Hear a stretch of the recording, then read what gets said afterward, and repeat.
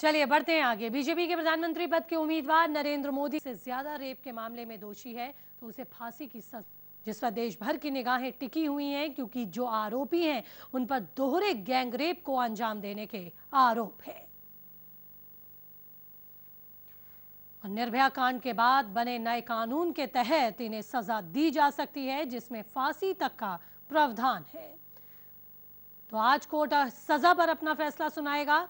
हालांकि 5 आरोपियों को कोर्ट दोषी पहले ही ठहरा चुका है, जिनमें से 3 ऐसे दोषी हैं जिन्होंने दोहरे गैंग रेप को अंजाम दिया। शक्ति मिल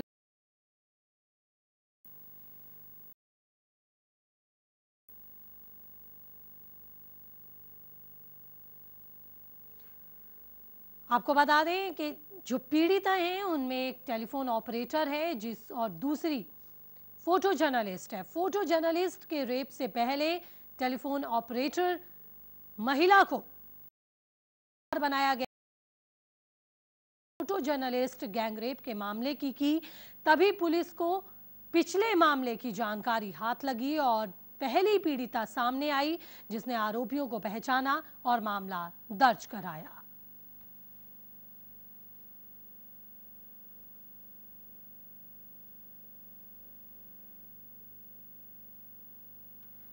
जुलाई और अगस्त महीने में 2 अलग अलग गैंग रेपों को इन दोषियों ने अंजाम दिया।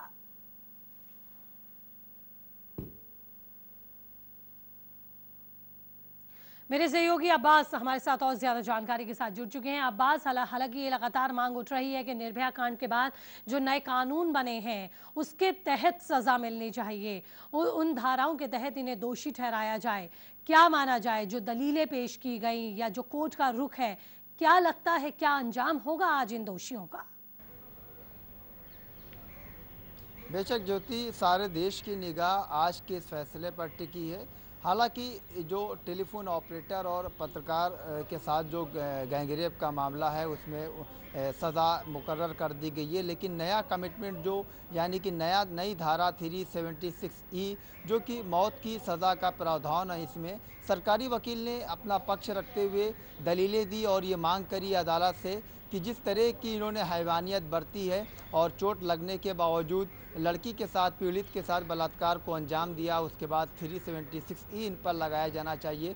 हालांकि बचाव पक्ष जो है पीड़ित, उसने अदालत से मांग करी कि उनको कुछ वक्त दिया जाए। वो ऊपरी अदालत में जाकर के इसका स्टे लेना चाहते हैं और हाईकोर्ट में आज इस पर सुनवाई होना है कि क्या 376E जो पीड़ित की तरफ से लगाया जा रहा है उसमें किस तरह का कमिटमेंट होना चाहिए। हालांकि अभी हाईकोर्ट की तरफ से कुछ दलील नहीं आई, क्योंकि आज 11 बजे वहां पर एप्लीकेशन दी जाएगी, उसके बाद इस पर सुनवाई होगी। अगर ज्योति हाईकोर्ट स्टे देता है तो कहीं ना कहीं से जो आरोपी हैं उनको कुछ राहत मिलने की उम्मीद है। लेकिन अगर हम कानूनी विशेषज्ञों की बात करें तो फिलहाल हाई कोर्ट की तरफ से जो पीड़ित के पक्ष में ही न्याय जाएगा और जो आरोपी हैं उनको जो सेशन कोर्ट में जो 376E की जो बात चल रही है उस पर हाईकोर्ट अगर अटल रह जाता है तो बेशक उनके लिए मुसीबतें खड़ी होंगी, क्योंकि ये सबसे इतिहास में जो 376 जो ई धारा है, ये जब एक संशोधन लाया गया, कानून में लाया गया, तो ये पहला मामला होगा जब इसके तहत आरोपियों को दोषी करार दिया जाएगा। जी ज्योति, क्या माना जाए, कब तक फैसला आ सकता है अब्बास?